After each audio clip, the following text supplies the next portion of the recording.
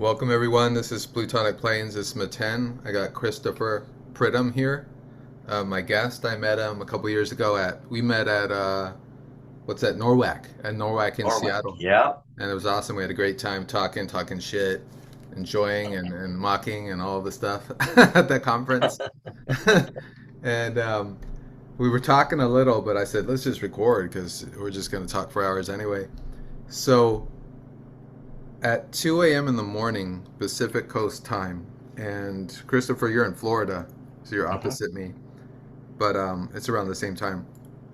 Pluto conjuncted the sun. And so I brought this up to Christopher, and he had some cool comments about it. I, of course, love to build up the drama, and I did a whole video, man, on like January 20th to the 28th. Ooh, the planets are going into the underworld. They're all abducted. So I'll let Christopher share his version of explaining it, which is pretty brilliant. Go ahead, man. So, like we were talking about with Pluto, dealing with the outer planets, your outer planets are really impactful in sort of larger scale, community, global, country, all that. That's what they do because they're slow moving. So they kind of grind. The energy, if you just think of anything, is like here, the slow moving planet begins to conjunct the sun and it's going to begin to grind on it. And that's what it's going to do. It's just going to last a lot longer. All right. So just when you're going with energy, you're thinking it's just kind of getting going and it's going to get stronger and more intense and more intense. And it's wanting, when you have the sun, you have really that which gives light to every single planet. Okay. So the sun is there giving light. None of the other planets have their own light. They all are how they reflect the light of the sun. And here you have Pluto now, this deep driving of the wise. It wants to get to the truth. It wants to get to, like, let's transform, let's change this, let's move this into what it needs to be. And so as it begins to grind on the sun, that sense of source and that sense of light power, what are you going to look for? Well, you're going to be thinking, well, over the next period of a few weeks, there's change coming. That's what you're like. It's going to begin to impact every single element of life, is what it does. That's, to me, that's really what you're doing. That's what you're looking for. Not a instantaneous kind of thing. You're looking for those slow grinds and everything. So, What happened for me, I'll just share real quick, is something came to light that was happening for a while, and it just all the light was exposed. And this was 6 hours prior to the transit. So for me, it definitely put light onto something. Now the process of me hearing that and understanding what to do, it actually happened pretty quick. It was resolved this morning, so we talked about it a awesome. little. Yeah, But that's awesome. yeah, but yeah, Christopher laid it down right there. Of course, I'm gonna dramatize that shit, but not right now. I'll save for later. I already did. I already made the comments. My Yeah, figurative, it's like you're always looking literary. for, I mean, to me, you're looking for, okay, how, and each person is going to be a little different because how it plays out in their own world, in their own sort of version of how I'm going to see. Again, the planets are going to be in different places with different relationships in my personal chart as with yours. Therefore, it just impacts. Or another way I like to say it is how the gods situate themselves within you and the gods situate themselves within me is different. So they play differently. And yet the energy is the same, but how it manifests is there's differences there. So some were more sensitive to, others were less sensitive to. So I'm gonna pause here and introduce Christopher because you guys don't really know who he is. So at least for my channel, so I'm gonna share his book. This is a book that finally came out. He was talking about it for a little while. Finally came out. There it is. That's it. This is a It's a tome. monster. It's a monster. Cost me a pretty penny too, but it's worth it. Oh, I know. It's like the printing on that thing is so expensive. Yeah. Uh, Oh, yeah. I imagine. I mean, I'm yeah. sure. I was wondering if you're going to do print on demand or something because That's what it is. It is print on Oh, it is demand. print. I thought so. Oh yeah. I'm not print. No, are you kidding? Two people are going to buy that book right now. Two You know? people, maybe three now that we're exposing it on my Yeah, channel. it just isn't like it's a very, as you well know, it's a freaking detailed book. Yeah. It is.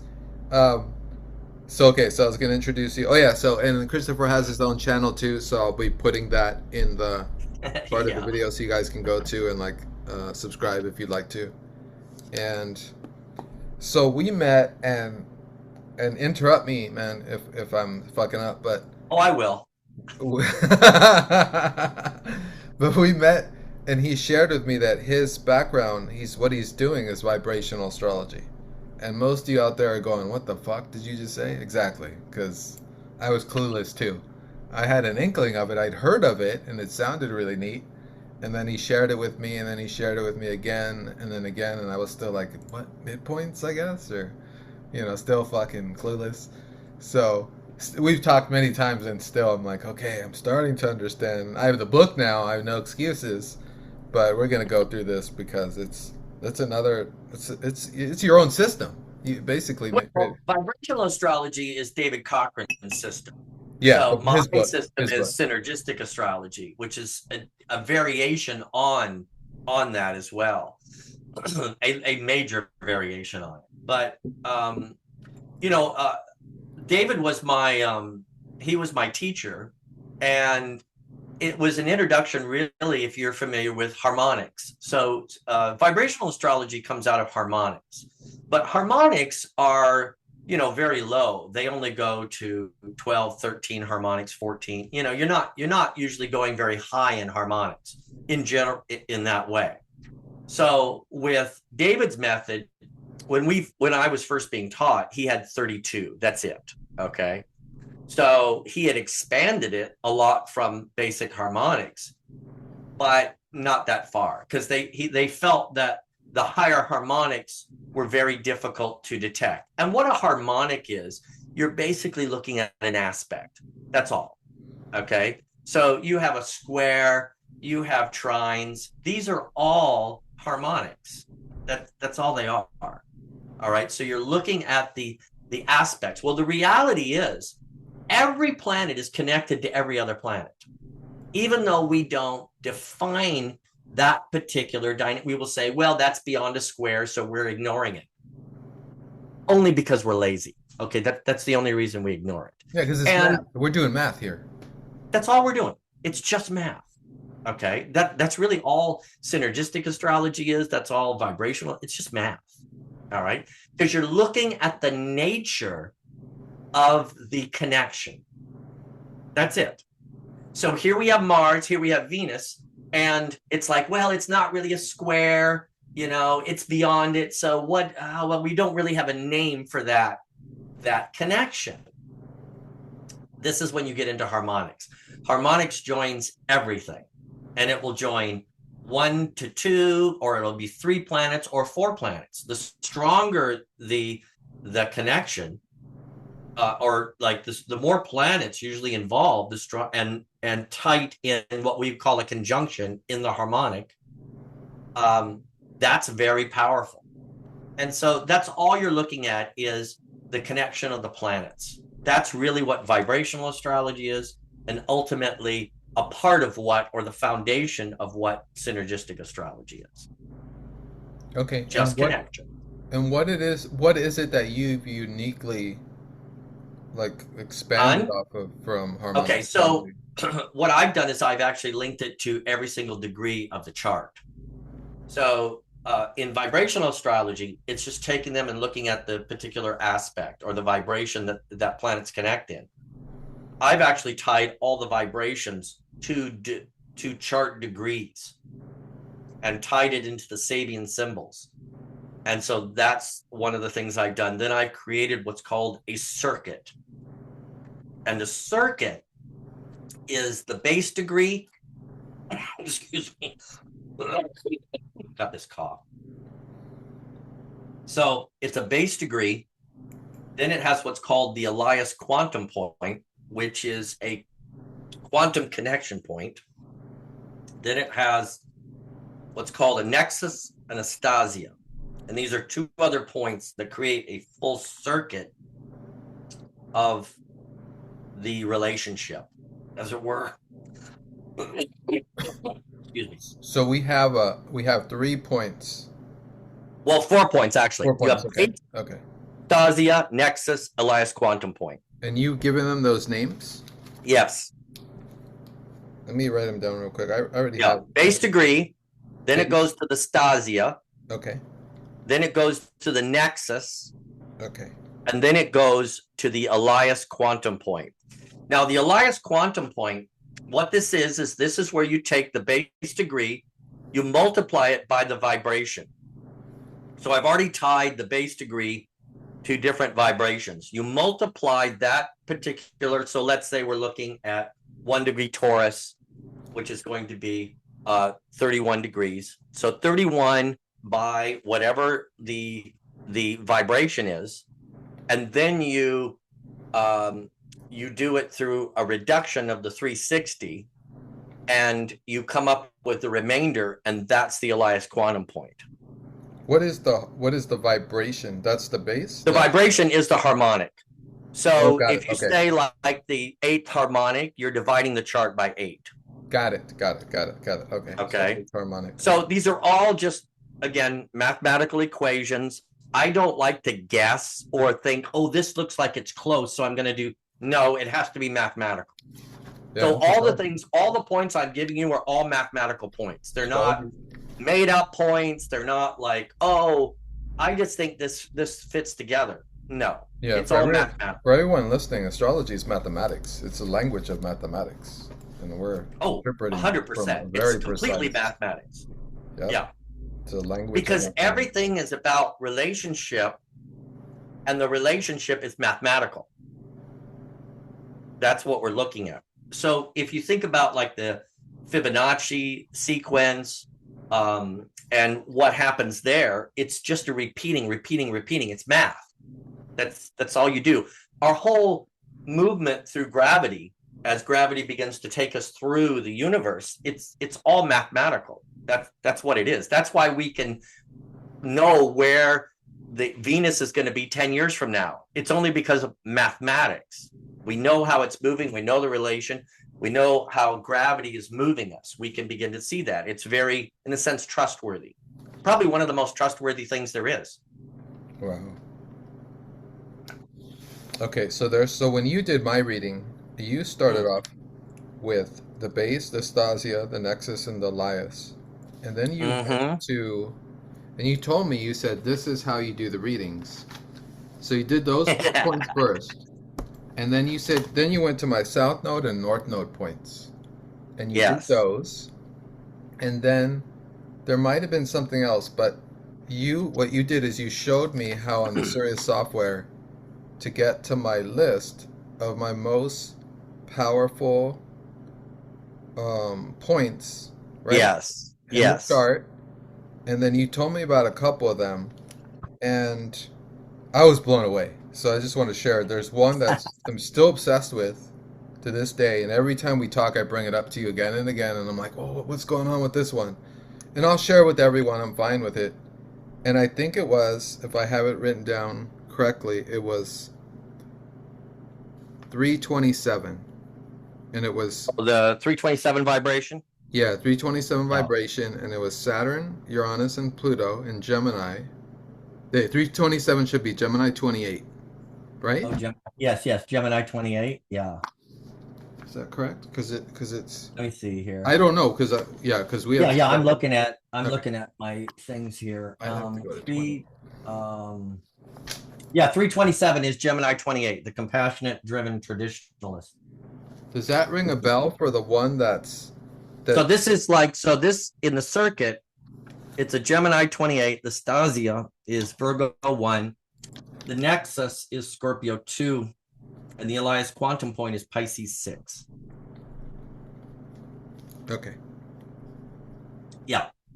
So this also describes why we can get along. Oh, cool.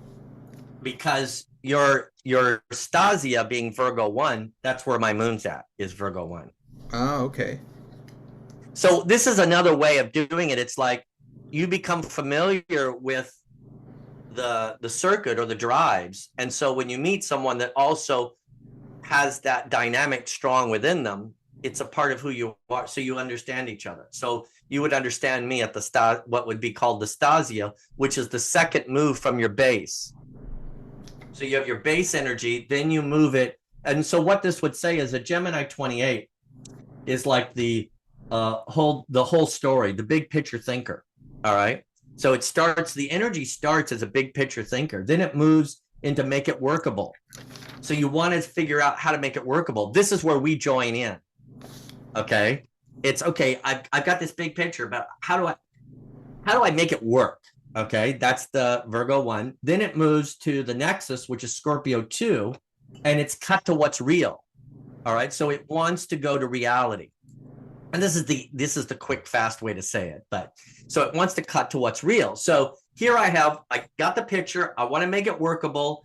I want to know what's real. I want to cut to what's real. And finally, lead with mercy.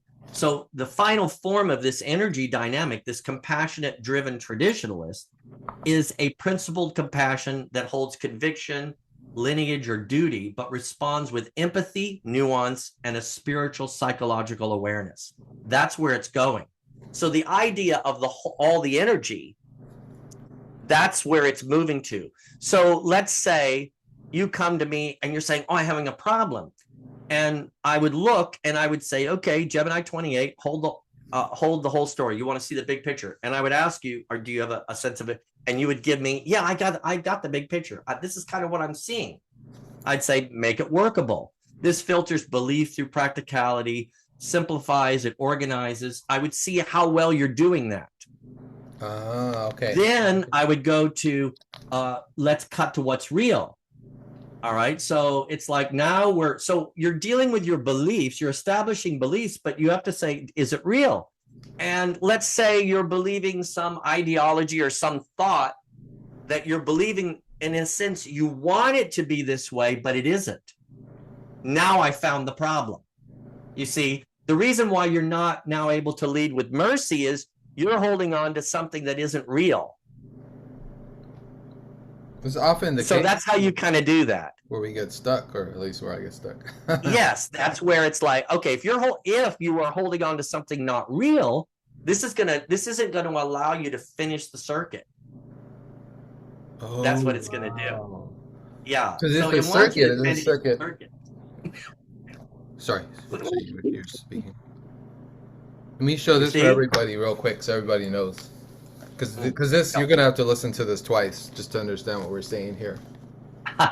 So this is the compassionate driven traditionalist. Yeah. So this is what Christopher's talking about, and this is 327, and so and you see the base, the Gemini 28, and listed there is the Elias quantum point, Pisces 6. Yeah. It said right. So okay, so you just said it, because the base is Gemini 28. And then it lists the Pisces 6 degrees, and that's which is the Elias quantum point. Yeah, that's the end. So in the book, I have the base and the end point. Oh, got it. Okay, that helps me. I don't have the Stasi or the Nexus in the book. They are the other 2 points. Yeah. Okay. I don't have the Stasi and Nexus in the book because I hadn't found them yet. Dang. That's crazy. Yeah, I play. So I am a very unsatisfied until it's like perfect. I get very unsatisfied. You know, I can say this is good and it works, but there's something I'm missing. So I keep going and going. Yeah, I drive myself crazy. Two Virgos here. That's what we're going to do today. Exactly. Driving ourselves crazy. Exactly what it is. So this is the one that you said for me that the gods work within me here because they're obsessed for knowledge, and they will exhaust me in my search for knowledge if I don't control them. Correct? Yes. That's why you need, yes, everything's about bringing order to the gods. All right. So think of the gods as the driving forces. This is why when you deal in the scripture and it says, thou shalt have no other gods before me. The idea is that the supreme, omniscient, omnipresent God, this God is the God of wholeness and connection. This is the God that everything is one. Then you deal with the polytheism, not monotheism, but polytheism now is the separation of gods. This is each of the points. And the whole point of humanity is to bring these gods into the proper order that they need to be in. None of them are evil. None of them are bad in that way. It's they need to be in their proper order. And so that's what you're trying to do. So the idea here is that a quest for knowledge, it's like, is quest for knowledge bad? No. But can it get out of hand? Yes. Well, in this circuit, you see that the quest for knowledge is there. Gemini 28. That's a massive quest to have the big picture. Okay? That's what that is. But then we move into the Stasia. The next point is Virgo 1. Make it workable. So it's not just knowledge for the sake of knowledge. It has to be workable knowledge. Okay? You have to okay, this is your thought. How do you do it? Then you move to the Nexus, which is Scorpio 2, which is cut to what's real. So it's not just make it workable. It has to really work.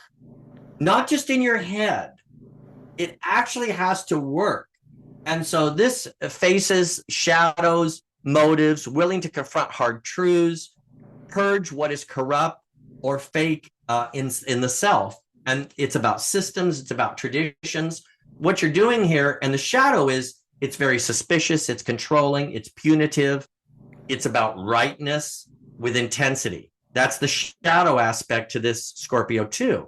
But Scorpio wants to dig down, get into the truth. This is where we're dealing with Pluto. So here we have Gemini, we have Mercury, we have Virgo, we have Mercury. I would put Mercury and Chiron here. So we have Gemini, Mercury, Mercury, Chiron. Then we're dealing with Pluto, and then finally into Pisces, which is your Jupiter, Neptune. Okay.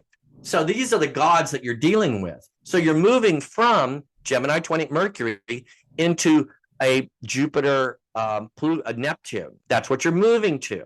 And so you need to do it in that order. That's the concept. You don't start with Jupiter, you start with Gemini.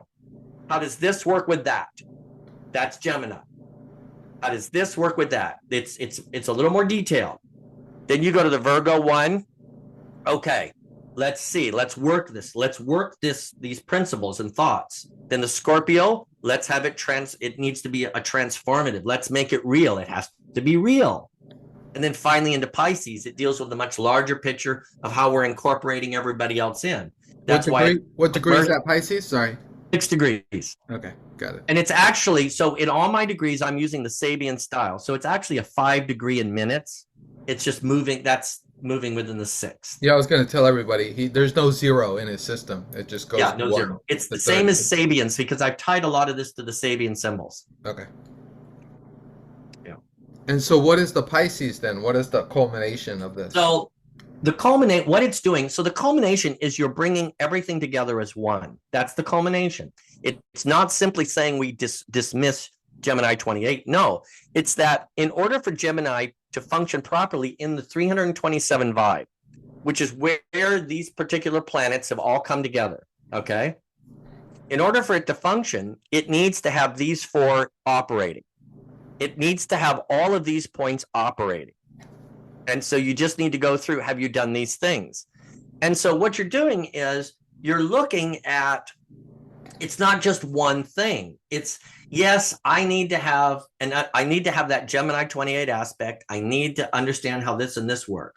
I need to make it real, or I need to make it workable and real. And then I need to have an element of mercy, understanding that we're all in this together. We're all here.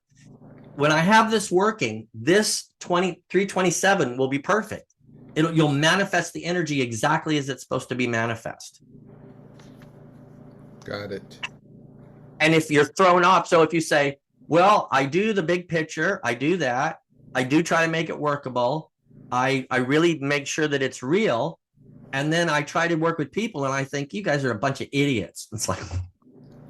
Oh, no. Okay, well, we can see where we're throwing. This one's getting thrown off. Yeah, that's not gonna go anywhere. Exactly. Judging the circumstance, yeah, that won't help. That won't help so anybody. Won't help myself. Right. You would understand that the idea of compassion is important. You know.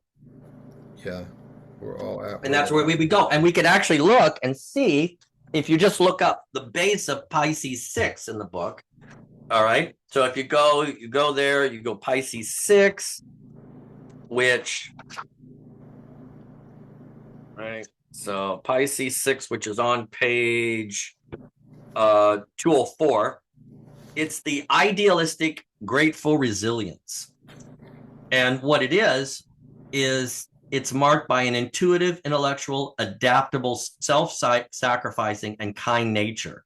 It is an individual who embraces challenges with grace and charm and apparent self-confidence.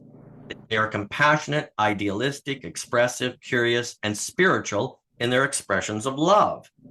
And the Sabian symbol, you're looking at, it's the dedication of human beings to the service of their community and the assurance that it will be emotionally sustained by the people at large.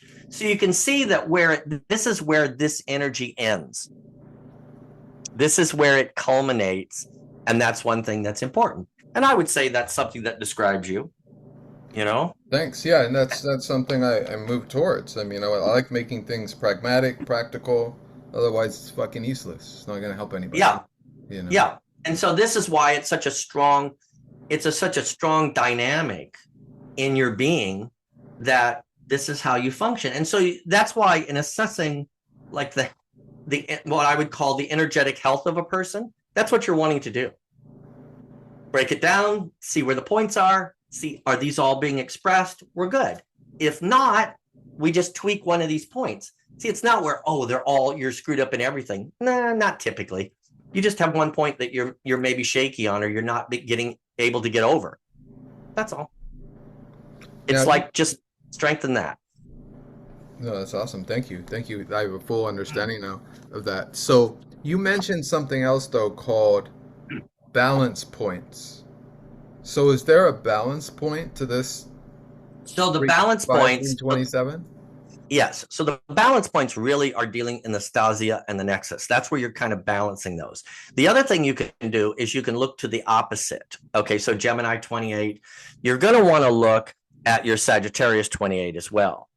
So if I look and I see all these things are functioning really well, let's peek over at Sagittarius 28, which is the opposite. Okay, let's see what that's saying. Okay. Because if I cannot find the answer to a situation or a problem, we'll go to the balance point, which is the opposite, Sagittarius 28. Let's go there. Because everything is interconnected. That's the thing. The one thing with synergistic astrology is you recognize the fact that everything is interconnected. And so you can't just look at one thing. You have to spread this out. The other thing that we do here, when you get into the real detail of this stuff, is you actually look at the houses. So we would look at your chart. We would see, where is Gemini 28? Where is Virgo 1? Where is Scorpio 2? Where is Pisces 6? What houses are they in? Because this is where this energy is manifesting. The next thing we'd look at is what's transiting. Let's say you don't have anything transiting Gemini 28, but you do have something transiting exactly on Scorpio 2. Guess what's getting hit? The entire circuit gets hit. Wow.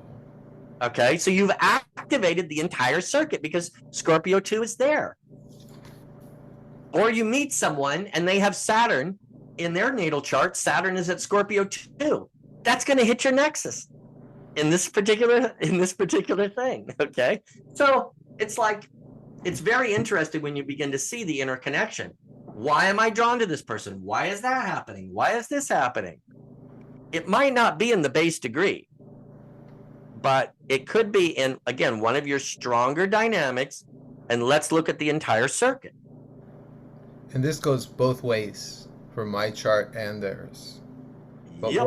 what I can do initially though is I can say, okay, so my opposition, my balance point for my Gemini 28 degree, 327 degree vibration is going to be Sagittarius 28, which comes out to being 333rd vibe. I found it here, which is a noble wise mentor. And so this energy, so if I meet someone and, just to start, very simply, and they have one planet or node or something. Let's say their Jupiter is there. Okay. Then they're gonna then I'm gonna become more crazy. You're going to resonate. Yes. Sag 28. Yeah, Yep, that's intense. you're going to resonate. That's for sure. Okay. Okay. Yeah, you're going to be totally open to something like that. Or let's say their strongest vibration is there, or whatever, that they have some, let's say their midheaven is there. There's a lot of different things, but yes, you're going to be open to that person for sure. For sure. And with that, and that may be a good or that may not be a good or bad thing. It just be what it is. It's not. So I don't really use, I don't like language of good or bad. No qualifications. It just is. Right. It just is. Like it's the language of this is the way it is. Because to assume that the way the universe is put together is either good or bad, that's already a misnomer. The universe is perfect. So it's just a matter of understanding it. And in time and space, we need to put it in order. That's it. I'm gonna go to something else real quick, and hopefully I'll put time signatures for the video. There was something brilliant that Christopher shared with me last time, and it had to do with synastry, with understanding who you are and who someone else is. And what it was is, can I tell this secret? I could tell this secret. Oh, tell it, man.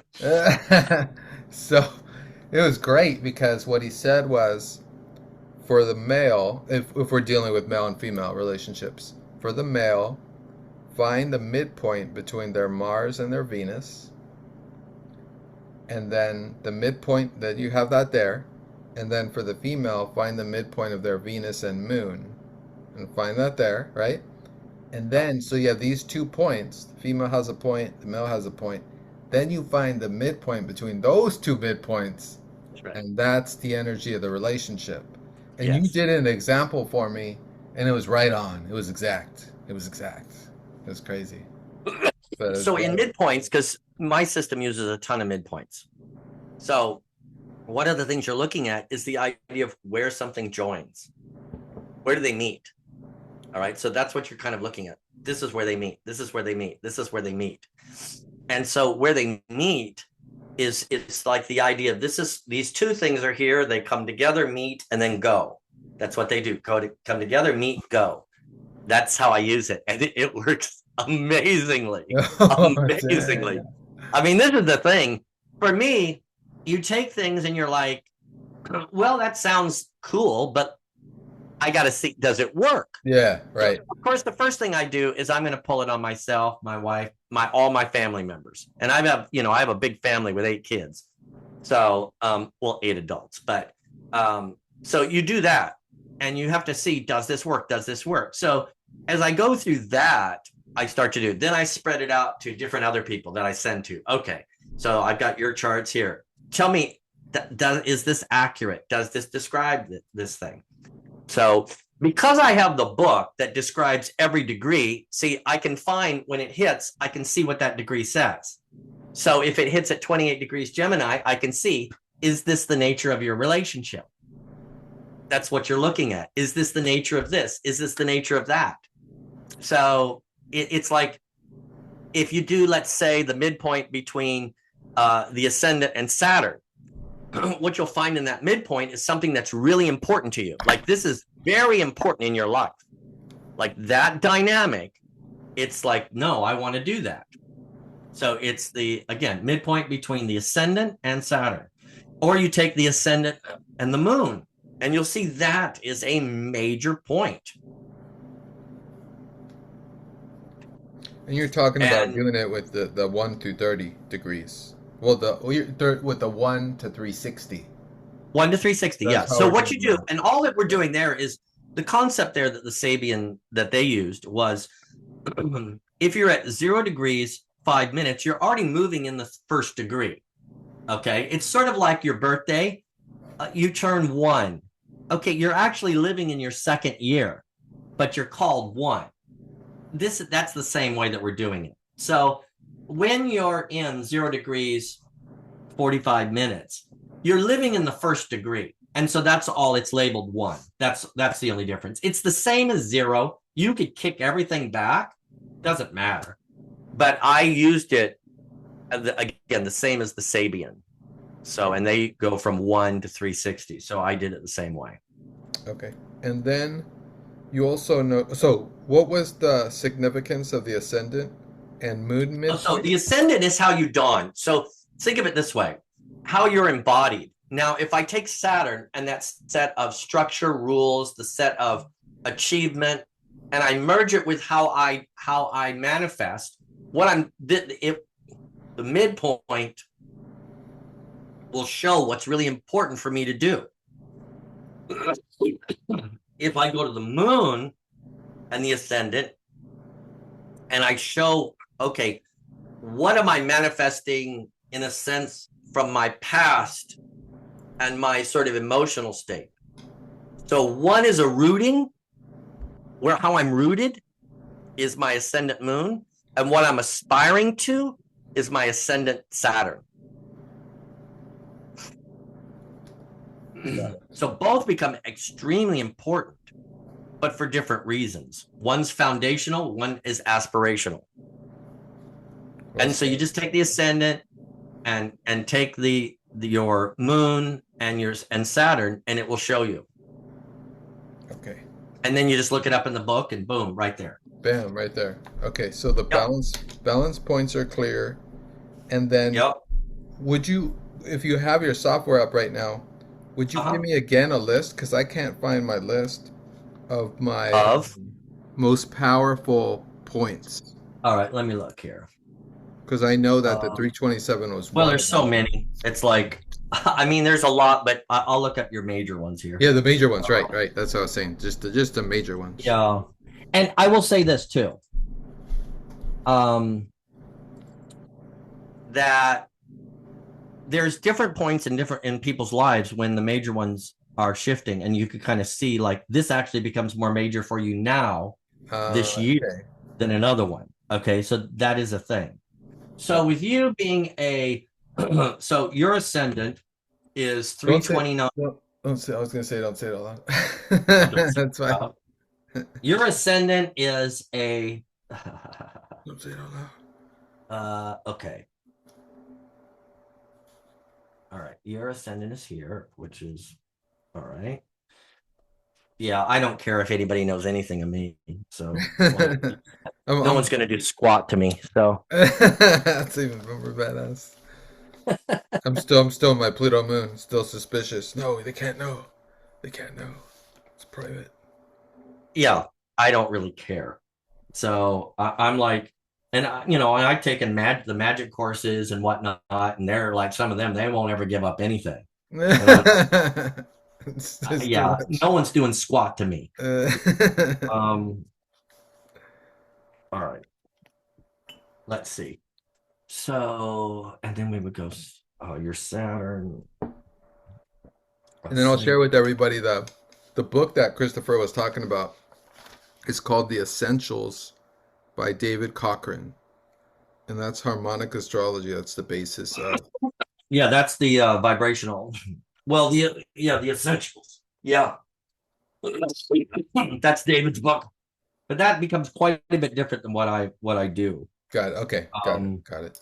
Just wanted to give something foundational that may or may not be supported. Yeah, it's like that's what I learned from, and when he was going through, he taught it as harmonics, and then he changed because he discovered that the higher harmonics did matter, and they do. They're crazy. Oh, wow. Okay. Because initially he didn't think so. No, initially, because that was the way it was taught.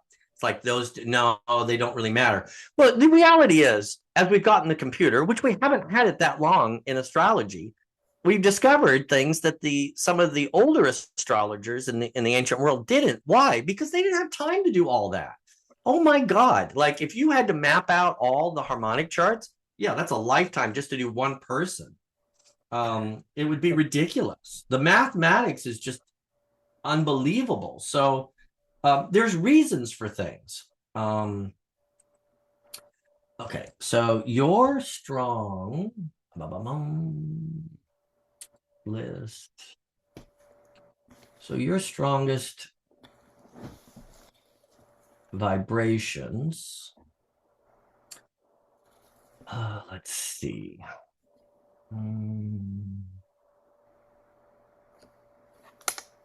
6, 144.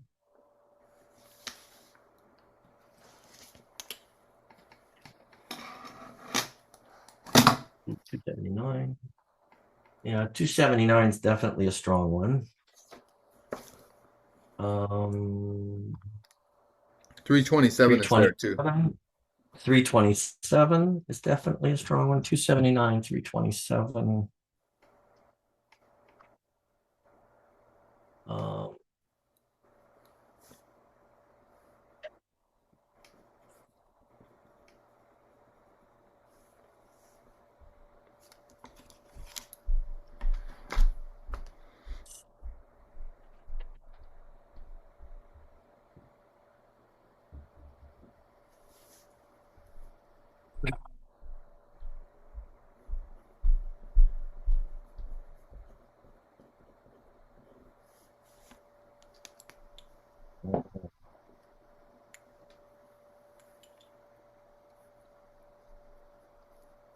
All right.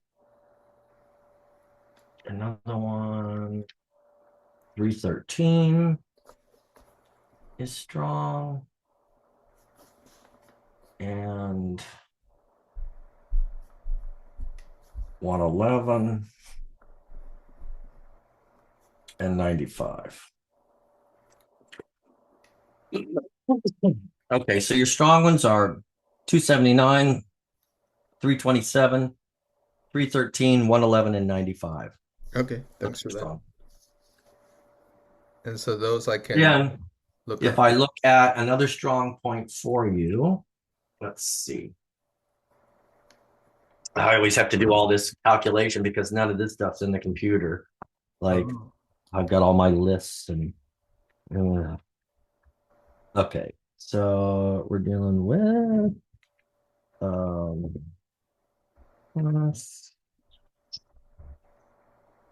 okay, 34 and 1.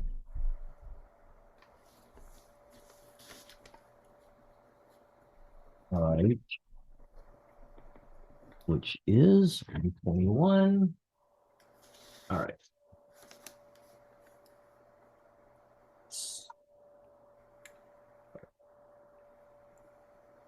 78, which is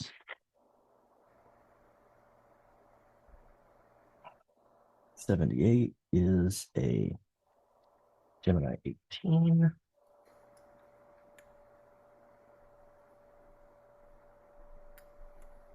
All right, so one of the strong things for you would be the Gemini 18 as well. What degree is that? Gemini 18. Oh, that is the Gemini 18 is going to be the 207th degree. Oh, no. I take that back. It's the 207th vibration.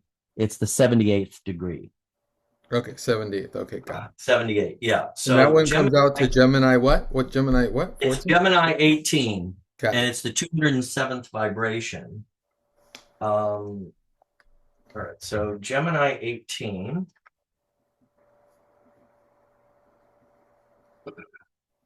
Which is... And we can go straight to the book here? The Peaceful Committed Connections. Okay. So it is a Gemini 18, Aquarius 6, and the vibration is driven by an unwavering need for peace among people, manifested through a concentrated focus on fairness, stability, safety, and a readiness to make significant sacrifices, even risking their life to achieve these ends. They possess inner strength, and they excel through sacrifice and commitment, and find solace in solitude and spiritual introspection. They are deeply drawn to like-minded individuals seeking connection for personal evolution. So that becomes a real major one. And then the negative is, however, they may grapple with depression, feelings of loss, broken connections, and a rejection of the material world. Arrogance, alienation, and ethical missteps. The pursuit of recognition or self-mastery, while valuable, can lead to isolation, as individuals feel misunderstood or superior to others. It can also lead to an unwillingness to collaborate or adapt to group dynamics. That's in the shadow form. So the need here is for the mind to retain its independence from the physical environment in order to concentrate on its special problems. Okay. That's a real strong one for you, the 207. That's beautiful. I have 207 as a pretty strong one as well. Oh, nice. Yeah, we love our ivory towers. We need our ivory towers to like do our work. Yeah, well, so it's not a combative dynamic. So you could see that you're not really necessarily from a manifesting point of view, you're not really wanting to deal with massive confrontation. If you were to tell me you go out all the time and debate all these people, I'm like, I don't know about that. You're like, no, I don't think so. That's not really gonna fit who you are. Yeah, You I've got know, interest in that. it's like because you have this, you want to deal with like-minded people. That's what you want to deal with. So, and then what I look at is the circuit, and the circuit. Let's see here.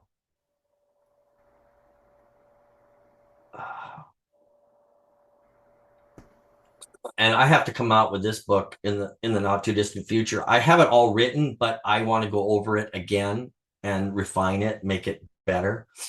And So that has the in between because here I have the Gemini 18 and the Aquarius 6, which would be the quantum. yes, you have the beginning and the end. Got You it. just don't have you have the beginning and the end of the circuit, just not the middle sections. Okay. I mean, you can kind of see it, but this just gets into more detail. But again, there's very few people who do details. So, as far as in astrologers, they don't get into the weeds of this stuff. So, Can I figure out the two in between, or would I just need your list to write it in? Because I would just write it in for now. you kind of could. I mean, I can give you the formulas for it, and then you could figure it out. Oh, I love that. I need to But figure it's it a out. bit of it takes I mean, I've got so many freaking hours into this thing, but probably what I would do instead of you doing that is you would say, can you just send me the file that has the list of everything? Okay. Sounds simple enough. Yeah. And then I've I already can done the work. So yeah, I'm not an astrologer business person. the gatekeeper. I'm a contractor. So I I don't quote, that's not my way of making money. Astrology is not my way of making money. So that's not, and it doesn't really matter to me. So wait a minute. I'm looking for, oh yeah.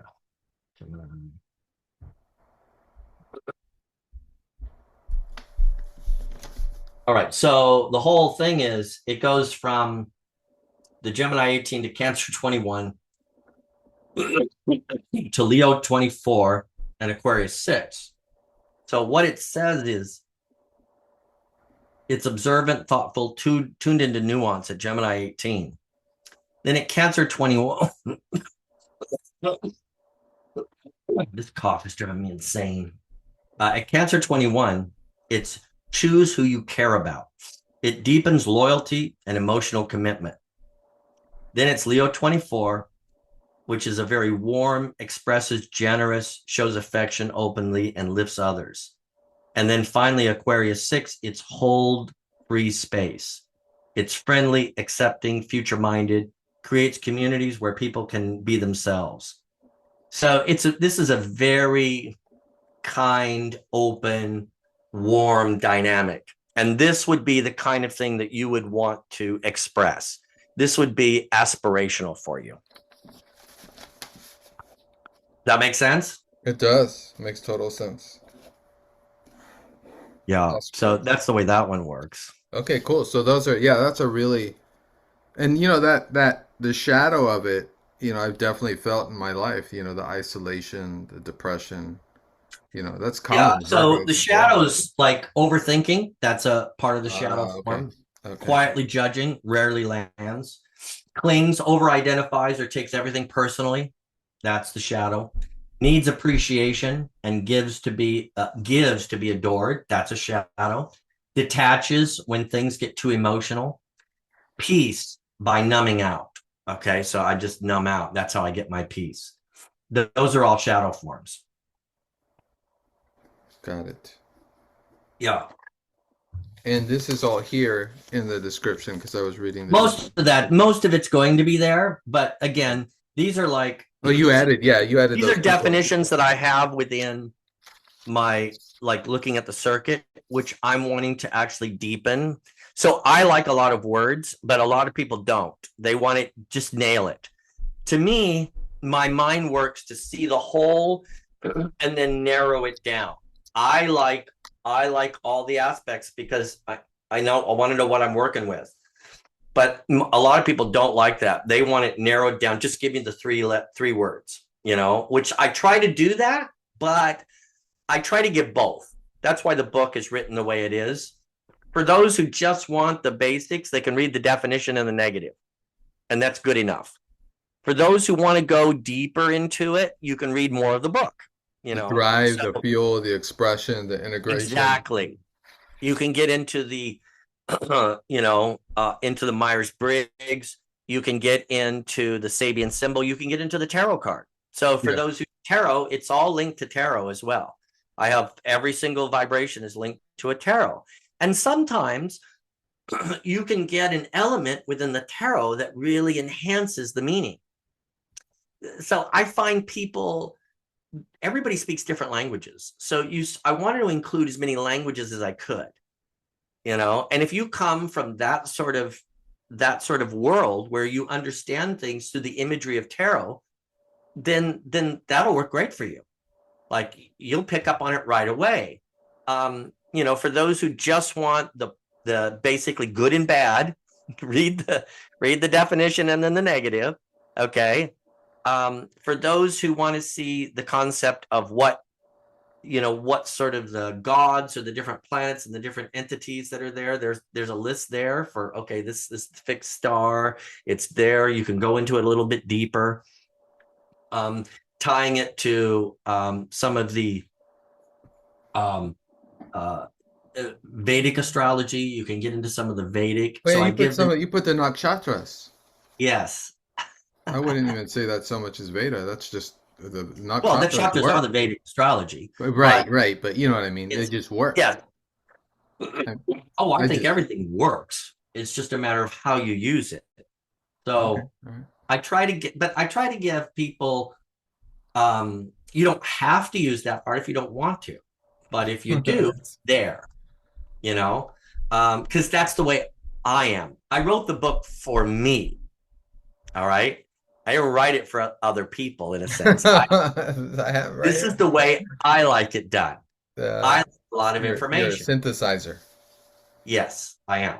Massively. Now, question for this. This is a good question, I think. So, for example, this 207th vibe is in Gemini 18. Yes. So I'm going to my chart, and what do you use? Do you use equal house, or what are you using for everybody listening? I use different things for again, it depends. I do use equal. Okay. I do use equal. But if I'm doing, let's say if I'm looking at the MC and the descent, basically if I'm looking at the MC, I don't use equal. I go back to Placidus because I want to see the degree from Placidus on the nadir or the MC. Otherwise, everything's just the same, and I'm like, no, there's a difference. Okay, so I'll do that, but only for that. And then if I'm doing, sometimes if I might do that as well when I'm looking at the house for the nodes. All right, so I oftentimes will do that. So it just depends. What if you're looking up, what if like you're talking to me and you're like, okay, Mario, your 207th vibe, what house is that in for you? Yeah, so right now I can see that that's in your second house. Right. But is that using equal house or is that using plastic? Yeah, I think that's using equal. Yeah, tropical equal. Okay, cool. Yep. Because it's almost so you have a Mars really close by. Right. So my Mars it's in a conjunction to that point. It is 2 degrees. Yeah, that's telling me that Mars is motivating that aspiration. That's crazy because you said that. You were like, this is almost peace at any cost. You didn't say those words, but I was feeling that. You know what I Yeah, mean? it is. Like almost violence to achieve peace. You're going to really want it. But again, it's what you're looking at. And it's like, okay, this is a very strong, it isn't peace at any cost, but in its shadow form, it is. Got it. Okay, thank you. Thank you for that Yeah. clarification. Because in Yeah. not in shadow form, it's fairness, stability, safety Yes. to It reach peace. desires peace, but not at any cost. Okay, okay. Yeah. Look at me in my shadow. Yeah. Because you have to include the other aspects. And part of that is going to be your moon factor. Your moon is your slight saving grace. Wait, why did you bring my moon up all of a sudden? I don't understand. You mean my moon in general, my Aries moon? What are you talking Where about? you're, yeah, you need a little fight, but not too much. Okay. Otherwise, you really, so see, you could be so passive that it's going to be hard to get anything done. But just as I glance over your chart, as I'm just looking at it right now, and what I'm seeing is like, well, again, the Virgo is like, okay, because Virgo's Virgo, like it just is. But it's not, so Virgo is not like peace or not peace. Virgo is right, to be right. Okay. So Virgo hates to be wrong. So you want to be right. And not right in the way of, I want to be right, I'll beat you down. It's, I don't want to be wrong. It's almost more, I don't want to be wrong than I want to be right. I don't want to be wrong. Okay. That's why Virgos are very careful in that way. They don't want to make mistakes, so like nothing's ever done and nothing ever can be done to the standard that they want it to be done. All right. So that's a reality. So you have that. Your Saturn and its placement is also a major thing. So because Saturn to me is like, it really wants to dig down and this is where it makes you work. It doesn't make it easy, but it makes you work and get really good. And so when it's trying to get good in that, in the third house, what it's saying is education, learning. It wants to get good at the detail of stuff. That's what it wants to get good at, which Virgo is going to love that. All right. So get good at the detail of things. And here it is, if I'm really looking and I'm reading where that's going. So your Saturn, and you can just take the book, and read it right for your. Yeah, right. Because it's just Leo. So, it's going to be Leo 1 degree. Yep, that's all it's going to be. So which is the adventurous creative pioneer. And it's got a Leo 1 Sagittarius 5 is what it's balancing. And it embodies the balance between intense passion and strategic wisdom and the power of creative play. It thrives on navigating the fine line between impulse, action, and calculated foresight. So it's a very creative. So here your Saturn, your rules is in the energy of a creative. So that's where you're flowing. And that's always the struggle, is between the two, that sort of playful creative and no, let's get it down. So you can kind of see the energy dynamics that work between your Sun, your Saturn, and how those are interplaying. Like for me, you sort of just envision that. And then you have that Mars in that second house, and it's driving in the mind. It wants to know it, but it wants to make it practical because it's embodied in that second house. So there's a certain practicality, and you can see then really when you're looking at the Saturn ascendant placement, what you're really looking at there is that desire for peace. So there's really this desire for peace. And you're like, well, okay, where are you going to see that in the rest of the chart? Like it's not just, to me, that's not evident in looking at the chart, like that desire for peace necessarily. Oh, but it's there and it's massive. All right. So that's an important thing to know. He's got a strong desire for peace. And then you've got that that moon, you know, in Aries, but you know, it's in the 12th house. So it's like, okay, so what's that? And so for me, when you deal with, you know, fourth house cusps and the moon, the moon is looking at holding a lot of the past life sort of memories, kind of almost like there's grooves in the moon. There's a way that we think things are supposed to be. And yours being in the 12th house becomes a little bit harder to make out. Like it's hard to totally figure out for you, like how exactly do I feel? But here you have the 193rd vibration, the balanced creative leader, and it embodies an interior, innovative, and playful spirit, skilled in navigating and interacting with various domains effortlessly. This vibration possesses a deep understanding and intuition, allowing them to uncover hidden aspects in others and in situations, often with a focus on psychology.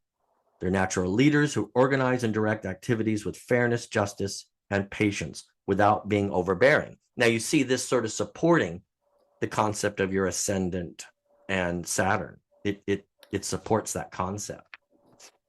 So, and that's, to me, that's what you're looking for. You look for, like, so I have this aspect, I have that aspect, I have this one. Do I see them supporting each other? And when I see something repeated several times, you're like, okay, that's a given. That's a major factor in their life. So Yeah, all this I want to share in regard to what you've shared for everyone. Um, it's very true. I talk a lot about how I like to resolve conflict with people. I don't like their conflict to remain. I need my peace just as a person. I need my ivory tower. I need my space into my own. And when I deal with others, like, yes, you know, as long as conflicts can be resolved, then it's good. But if you're someone that wants to drag on and create some drama and like extend it forever, then look another direction, you know. I'm not interested, you know, and such. So yeah, that all makes a lot of sense for me. That all resonates very strongly. Thanks. Yeah. And then you place it in time and space. You place it where we are now, what's factoring in, what's going on. So what would I generally say? I would generally say this is not the most comfortable time for you because we're in a very chaotic, changing situation. And that's not your groove, you know. So, Yeah, all right. It's not. so We're in the wrong I record. think he's going to be conflicted. Yes, it's not going to be comfortable for you. Wow. And you're talking about Pluto, or are you talking about the general I'm Aries talking about, vortex? well, so what I'm talking about is I'm talking about Pluto. I'm also, I'm mainly talking, though, to tell you the truth, about Neptune and Saturn.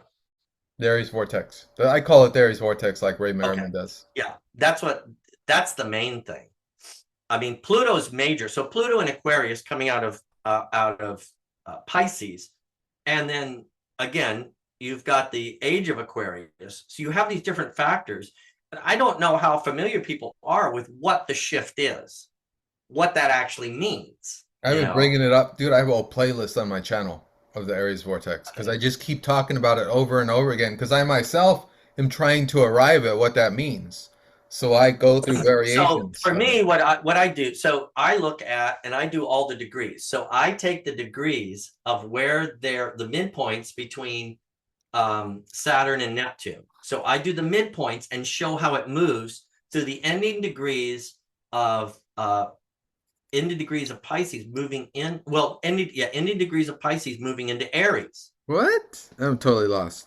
How do Okay, you get a midpoint of these moving planets? I mean, they're building towards easy. zero.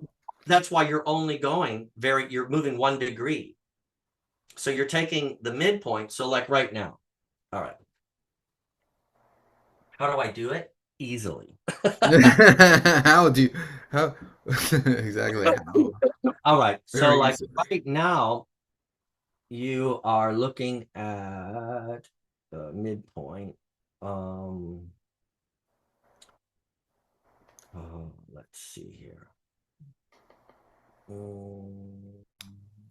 Because for the audience, when I do the Aries Vortex, when I do my videos on the mundane astrology, the transits, Mm-hmm. I'm doing the conjunction, obviously, of Neptune and Saturn together at 0 degrees Aries, but I'm also sharing and giving insight that as Saturn moves out of the vortex, which it'll move much quicker than Neptune, then Neptune will have more freedom to expand its compassion, its Neptunian compassion for us, to feel into that, to a new resurgence. Wait a minute. Repeat that. Repeat that. Sure, sure. So what I share is that after after the perfection of the Aries vortex, Saturn will slowly move out of Aries, but Neptune will stay. And once Saturn moves out of the way, because in a sense it can be interpreted as being in the way, then Neptune will have a chance to open us up to a resurgence of compassionate understanding for the world in a new way, in that Aries 0 point new frame, new perspective. So I would probably look at things. I mean, so I would look at it a little bit differently, obviously, because I'm me. All right. So, and what I do, so you've got like the 0 degrees, February 20th, coming in Yeah, there. Really, it really starts before that, because the 14th is where it first sort of hits. right. When you're moving sort of into the different degrees, as it were. All right. So what I look at is you've got a sort of intercultural foundational pioneer is what you're going into, especially when you deal with the diurnal chart of the USA. So the diurnal chart for the USA on February 20th ends up being Cancer 28 is what it ends up being. Okay, and just real And quick for the audience, just real quick for everybody. So diurnal chart is the same is the same time for the United States that it was its birth date, the exact time yes, to a specific day, and yes. that's what Christopher is So trying. what you do is you take the diurnal, that which is on the ascendant is what you look at. Oh, okay. That's the degree you look at. All right, because the ascendant changes on a diurnal. All right, so that's where you're going That's right. That's right. Yeah, because that's what's based changing on slowly. the natal chart of whatever you're looking at. And really it starts there and it just moves from there. Okay, so 1 degree, 1 degree, 1 degree. That's basically what it does. So And you can so kind the of ascendant for the diurnal chart will be 28 degrees Cancer on yes, February 20th. yes, Got it. yes. Which Cancer is our 4th house. So you know that it's very foundational. It's rooted. Okay. So what I would look at is I would look at Neptune. Neptune's for me, a very interesting planet. It deals with the concept of beauty. It deals with the concept of how I describe it is imagine yourself go under the water in your pool or in the ocean, and you open your eyes. What does everything look like? Blurry. Not clear. Okay. Clear, right? But it can look really cool and nice, especially in the pool. Okay. It's like, but it's not clear. That's the nature of Neptune. It tends to take down lines, take down like the exactness of things. It's not an exacting thing. It's very, open to things that could be, but not what things are, but things that could be. Now we take Saturn, which is very much about what things are. It's very line-based, exacting. Okay. So you have these two coming together in 0 degrees Aries. Oh my God. Okay. Like, give me a break. Like, Give me a break. whoa.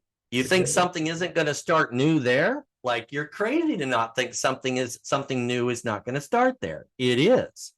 Okay. So what are you doing? Well, you also have, because you can't just take that in a vacuum. You also have now the US going through, and then the world going through this shift of Pisces to Aquarius energy. And this is not a one-time thing. You know, they're always like, what exactly is the date of the when the age shifts? I don't care. Like, this is a slow-moving thing. And I consider us now in the what's called the brackish waters. So here in Jacksonville, Florida, where I am, we have the St. Johns River, which is tied to the ocean. And all at the front, it's a mixture of fresh and salt. And then the further down you go in the St. Johns, it becomes more and more fresh water. Okay. But for the first quite a bit of space, it's all mixed. And that's where we are. We're in a mixed state. It's not just one thing. It's just that the farther we go down this line, it will get stronger and stronger. And then you take into the fact that Pluto moving into Aquarius. Okay, wait a minute. We're moving into the Aquarian energy. Okay. And now Pluto, the planet of transformation, is moving into the Aquarius. It's like, okay, double smack. And now we have Saturn and Neptune coming together in Aries 0 degrees. Okay, this is all connected. I mean, we know it's connected because that's literally what's happening. You can't. Yeah, just for a second, yeah, like I do mention, of course, the whole midpoint of Uranus and Pluto is the Aries vortex. Yeah. It's like it's all there. So it's like this to me is all these are not just, you can't just interpret this and interpret that and then that as though they're separate. You have to interpret, like they're all working together. And where I go with a lot of this stuff is the idea of, and especially when you get into Uranus and all the play there and sort of what's happening over the next 2 years, you're really looking at a re-envisioning of America, as it were. Like America right now is visionless. And what I mean by that is we do not have a collective direction. We got, you know, the Bible talks about one thing. It says that without a progressive vision, people dwell carelessly. They all just do what they want to do. And so you don't have a group of people that are working together. And that's really where we are. That's where I would see us now. We're, as a nation, we have no collective vision. So how can we ever hope to accomplish anything, really? Because we don't even know what, as a people, we're going for. We don't know what we're shooting for. We have to know what we're shooting for. This is a major time for that to begin to, we need to talk about this, you know? What do we as a people, I don't care what side of the political aisle, you have to get both political aisles together to say, as a people, this is what we as Americans want. That has to happen. Otherwise, the divide will only increase and get worse. So this is one thing.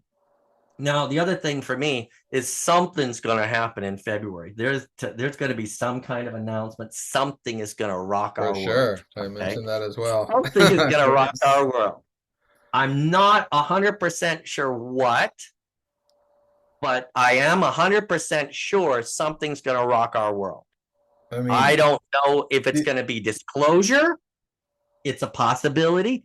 I don't know if it's Epstein files come out and we learn stuff that we had no idea of. But it's something to that nature is going to like rock our world. Like everyone's world. We'll be in a different reality. Like that's what I feel, like a total shakeup. Like we're upside down. We're in the upside down. Like what's going on? With anything, when you have change, you have the dissolving of what you thought was. Like it's like the bottom fell out and now you can't even think that was true. You know, it's like there's nothing that holds you back now. It's like, oh my God. So another way I mean, we didn't mention that, but I'm also a Christian minister. I mean, that's what I was trained as. So I didn't mention that part. A fun secret to come out in our discussion. Well, it's like anybody listen to me for very long, they're going to hear that.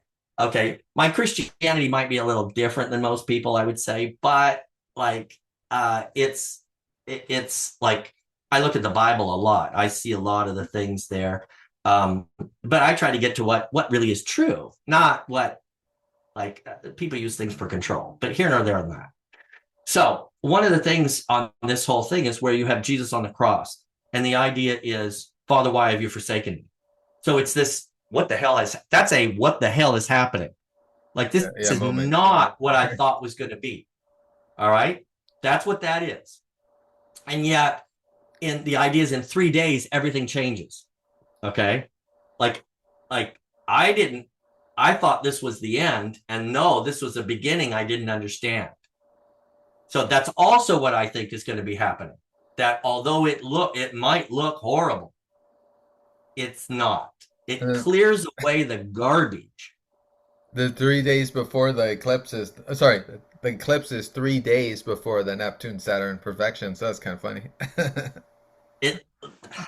Yes, it's funny, but we all know that these things just are, this is the way it's designed, you know, like it's amazing.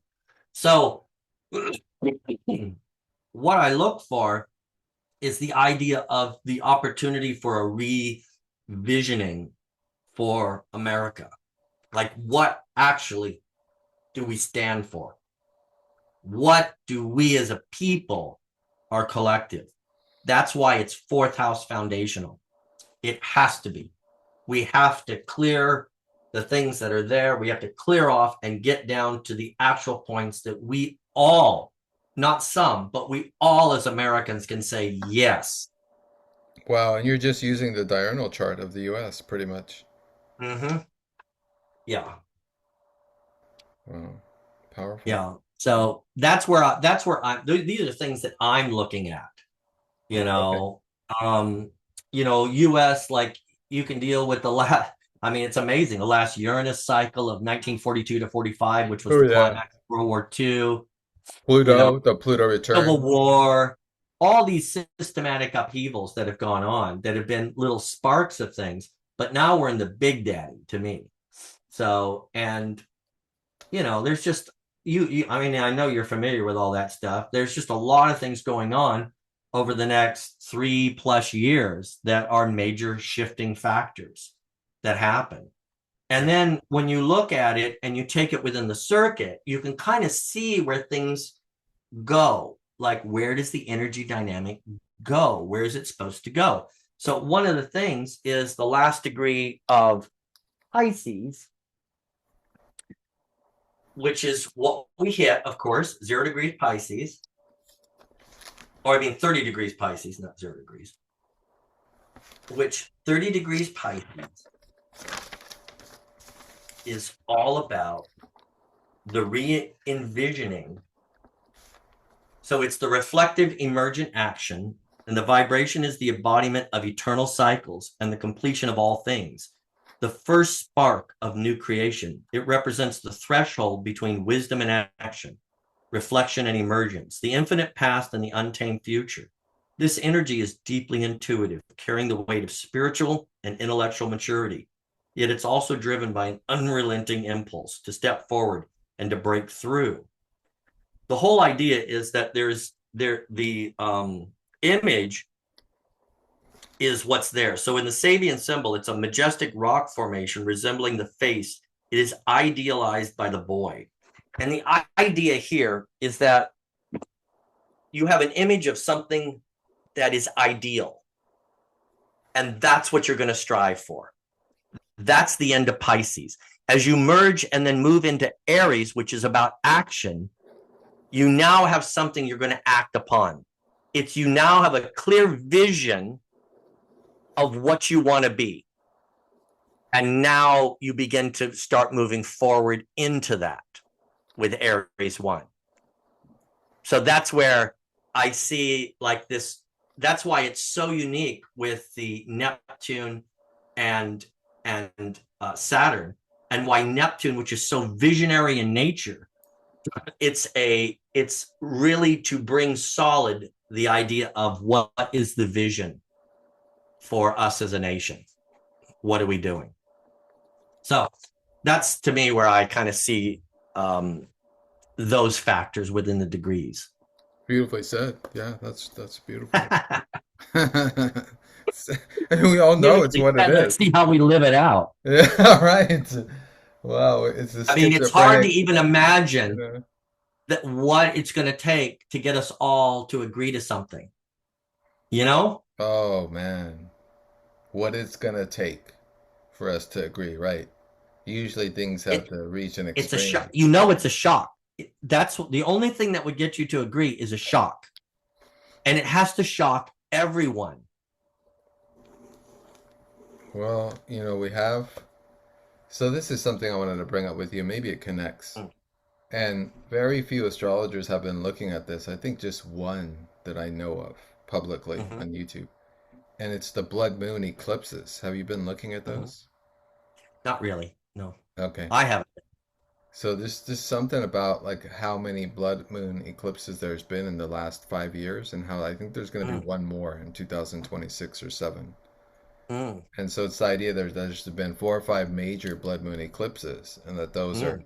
biblical in expression, and Oh, absolutely. and so Yeah. that's one avenue I haven't had a chance to research into, but I've been wanting Why to. is it biblical? I guess maybe the whole blood, the whole imagery, What of does red. blood mean? What is blood? Blood is the essence of life. It is. It's the essence of human life. It's the essence of life that dies. We are not intended to be blood beings. We're intended to be beings of light. Yeah, that's right. That's what we're intended to. That's the next evolutionary state, is beings of light. That's the whole concept of Jesus' resurrection, is he now was no longer a blood being. He was a light being. Yeah, he's no longer a body. It's light. No, he's body. A He's body of body and light. light. Body and light. God. You see, without body, to be debodied is to be in the oneness. Okay. So that is the idea of God, but it's unbodied, it's undifferentiated. The difference with Jesus was he was still differentiated, but he was an everlasting being, not eternal, everlasting. The difference between eternal and everlasting is eternal is non-corporeal. There is no time or space. There's no, it doesn't move. That's eternal. So this is the idea of the supreme, the God of gods is eternal. He has no form. There's no separation. To be everlasting is to be individual, but no death. You're not affected in a sense by time.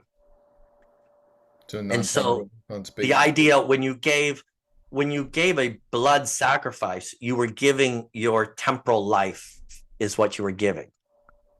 That's what a blood sacrifice. That's why the acceptance and rejection of the Cain and Abel sacrifice. One was the fruit of your work. So that's like making money for your job and giving that. And one was your entire life. That was the blood. So that's why one is better than the other. I would rather have your life than simply your work. But most churches today would rather have your work. Right. and then we bring it back to what an eclipse is, right? So what is an eclipse? Yes. Well, an eclipse is a portal opening up in the sky. And it's a portal where souls come and souls go. So there is light, there's an aperture that opens, and there's darkness, but for that period, that shift from the sun's life force, that life force is blocked for a moment, and that allows for an opening and a closing, so souls can come to the earth, souls can leave the earth. Well, I'm thinking of, just from a natural point of view, like the sun is blocked from the earth's view, not from the moon's view. From the moon, it is embracing it completely on its dark side. So from the moon's point of view, it's absorbing every bit of it, every bit of the sun. So its entire life now, which has been in the dark on that darker side, is now being completely absorbed by that light. Yeah, it's incredible. But the earth sees it as darkness, because all it's seeing. It doesn't see the reflection anymore from the moon, because the sun is behind it. It's unable to reflect. So there's a natural state of of like what's happened to mother. What's happened to mother? Okay. And then the next step of that is Well, wait a minute. Okay, think it through though. Like, okay, so you've stated this is where the beings are able to come through, right? Mm-hmm. So what happens when mom and dad are away from the child, Earth, moon, sun, mom and dad, away from the child, Earth, okay? And Earth is not able to see. What's happening is conception is taking place. Okay? Okay. They've gone away. This is a very private moment between moon and sun. Right. And the children from that are being born. There you go. Yeah, there it is, literally, in the imagery. Wow. Yeah. And then so after that experience, the moon, which is the mother, shares these new beings with the world because the moon That's is right. the She gives fastest birth. moving. Yeah, it She gives gives birth. birth. And that energy is related to all the other planets right after, Yes. as the moon continues its 28-day cycle. Yes. So where is the moon going after this eclipse? That might be part of the question there. I want to peek at that. Well, yeah, and that's further down the story. Like, I mean, to me, that's what you're always telling a story. Like, that's what I think of all the movements are. Okay, they're telling a story. So what's the next thing in the story? What's the next thing that's happening? We know it's an eclipse. Well, I'm going to look it up now. What day's the eclipse? What day's the It's on the 17th 17th of February? Okay. And I'm plugging it in now, and it's Yeah. let's see. It's a new moon, so it's a solar eclipse. So yes, it's when souls leave and come in, just for the inception, for the as you said, and it's at Aquarius, and it's at this is something fun to look at, the degree. Let me see. Yes, what degree? Give me a second. I don't know why it's not showing me the degree. Oh, 28 Aquarius. So that would be 29 Aquarius in the book. Yeah, it's 2849. So yep, 29 Aquarius, which what you're looking at there is the progressive structural reform. And what you have is the vibration reinterprets and restructures existing knowledge, uncovering new ways of thinking about old concepts. Again, what were we just talking about? Re-envisioning. You have to re-envision. That's what's going on. It does not seek to create ideas from nothing, but rather analyze, refine, and reconstruct long-held beliefs, traditions, intellectual frameworks into something more evolved, applicable. The energy begins with deep curiosity and a drive to challenge conventional wisdom, but it must be challenged into structured, grounded form to ensure lasting impact. When fully realized, this vibration bridges innovation with order, allowing wisdom to be continuously reshaped for future relevance. There it is. Yep. Nothing more to add. To me, that completely supports the idea of you have to re-envision. You have to figure out how we're going to do this. We take what has been. You take things like the Declaration of Independence, the Bill of Rights, and you have to re-envision. You have to say, okay, great. Let's make it practical and let's make it work today. Because these things right now, they're not functioning as they should be. We need to restructure some stuff. We need to make it practical. And so right after that, so this is a couple days later, the perfection, the moon will be in Pisces. And so it'll be in Pisces for 2 days. It'll be, well, in Pisces, all the degrees of Pisces, right? Yeah, okay. But then so it'll move through the whole Pisces, which is the ending. So the ending. Yeah, it'll go through the ending again, and then it'll perfect with the Aries Vortex. So it'll meet Aries, 0 degrees. Yeah, perfect. This is, yes. And then 7 days later, Mercury will go retrograde. I don't care. I love that kind of shit. We're both Virgos, and we're like, just fuck it. We're not worried about all that. Mercury, for me, Mercury retrograde is just the thought goes inward. So it's more of an inward thought. There you go. That's a great way to put it.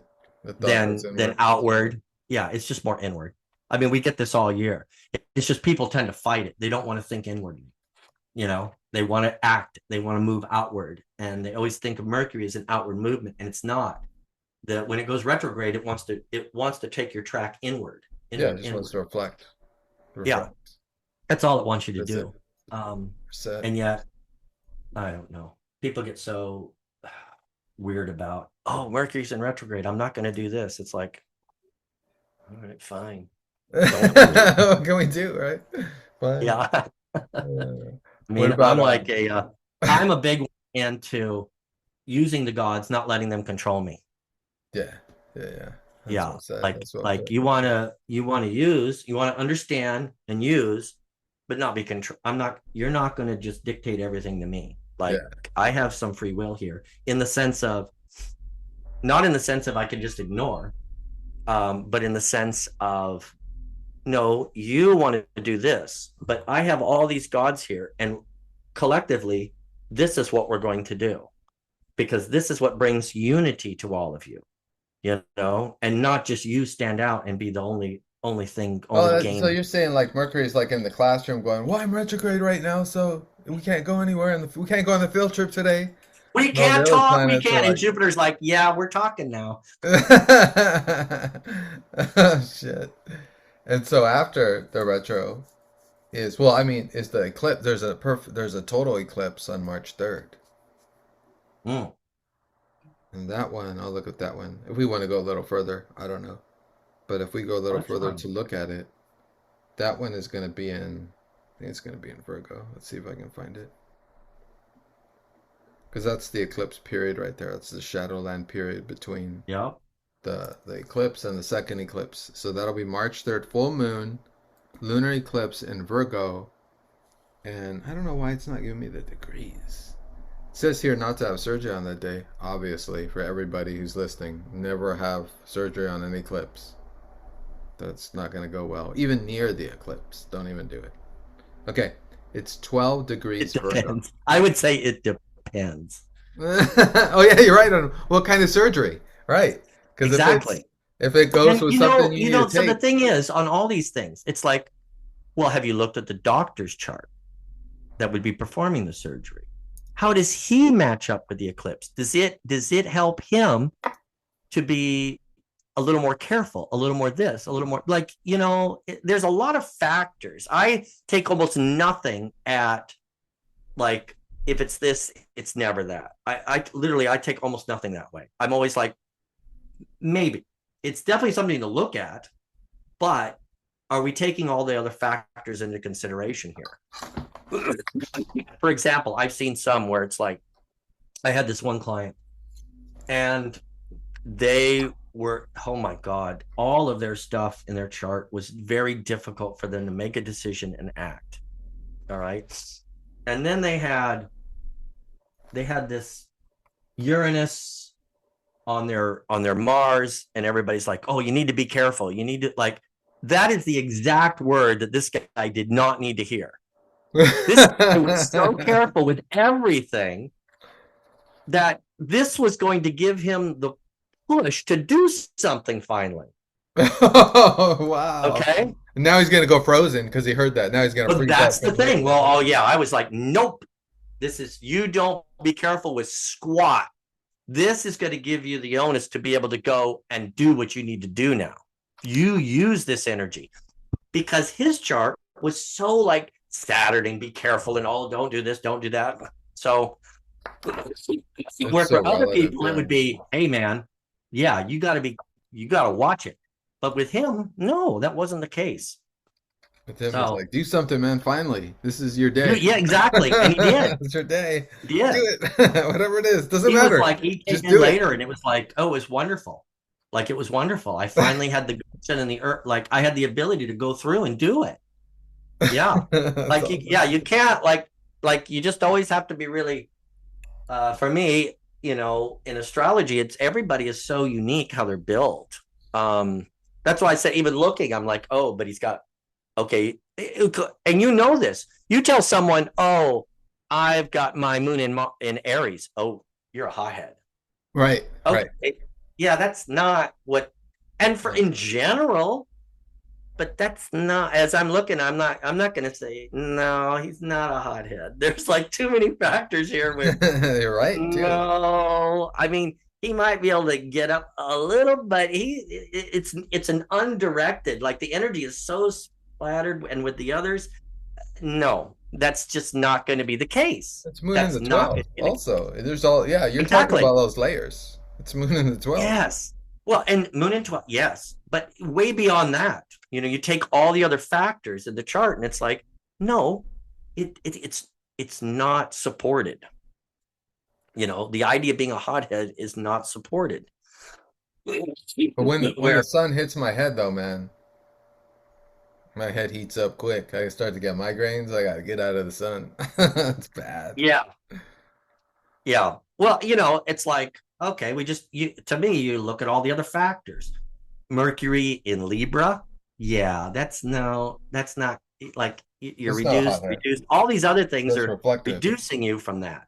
So Right. it's like, but if you could have it in the 12th, but if you also had Mars, you also had Uranus right there, and you had all these other things, even in the 12th, okay, yeah, now we're going to talk differently. Yeah, you could be a hothead, so that doesn't necessarily negate a hothead or someone who just does stuff off the spur of the moment. What it does, it means support. And when you see other dynamics in the chart that support this, he just follows whatever the whim is, or whatever that thought that's there, he'll just do it. No, he's got it. And this to me, what this is telling me is you have to rely on a part of your intuition. That's what it's telling me. And that's how I would read that your moon is you need to go with that intuition and not just dismiss it. Yep, that's how it goes too. That's how it goes, man. That's how it has to be. Yeah. So for the March 3rd, we got the 138th vibe for that total full moon lunar eclipse. And that's curious analytical influence. And it merges meticulous analysis with structured refinement. A natural seeker of truth works to unveil what lies beneath the surface, ensuring that discoveries are not just explored, but solidified into lasting foundations. So this eclipse portal is about those themes of something new, and what are we going to do with it? We have this new reality. What is and it? you have to make it real. You have to plant it on the ground. How can we ground it? How can we make it real? Yep, you got to ground it. Yeah. Wow. And that fits with, you can see how we're building the story. It fits with the story. Yeah. To me, you'll always see things fit. When you see something that's way out in left field, you're like, wait a minute, I don't know. Like that doesn't really fit with the story. It's like, let me look. I have to look deeper because there's something I'm missing here. Because I don't see things like, oh, that's out in left field. No, that's not the way energy works. Like it's very ordered, extremely ordered.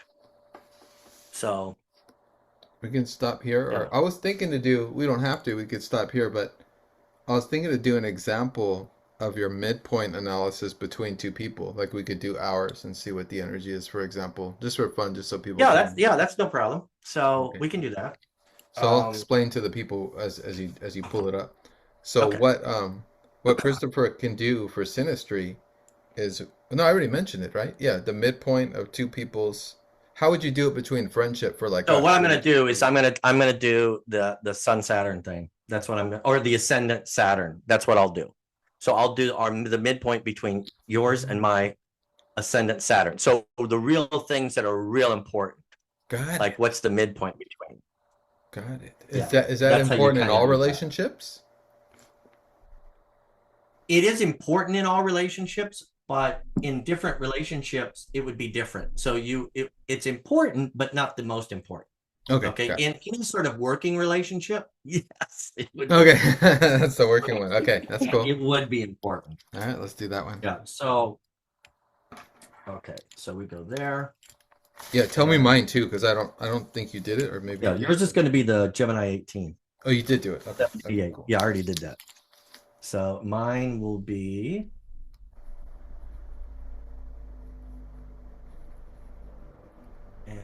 And Saturn is 10 degrees. My Saturn is 10 degrees Pisces. My ascendant is 636 Gemini, so it's 7 degrees Gemini. So, yes, that is the perfect combination. You got Saturn square your ascendant too? Huh? Yeah. Okay, I got the same thing. Yeah. So, yeah, I've got my Saturn in my Sun and Saturn are 10th house. And Okay. right there, close to the MC. Well, not really. I guess that's none. Okay, 7 degrees, or wait a minute. 10 degrees Pisces, which is 340. And Gemini 7, which is 67. Okay, so we're looking here at 67 plus. For this video, I might just put the cover of your book as the thumbnail. That's okay with you? No, fine. Or the image, rather. Divided by 2. Images. 204. So 204.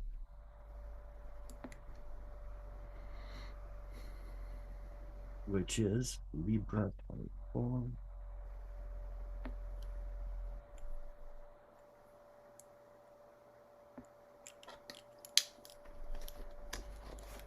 So ascendant.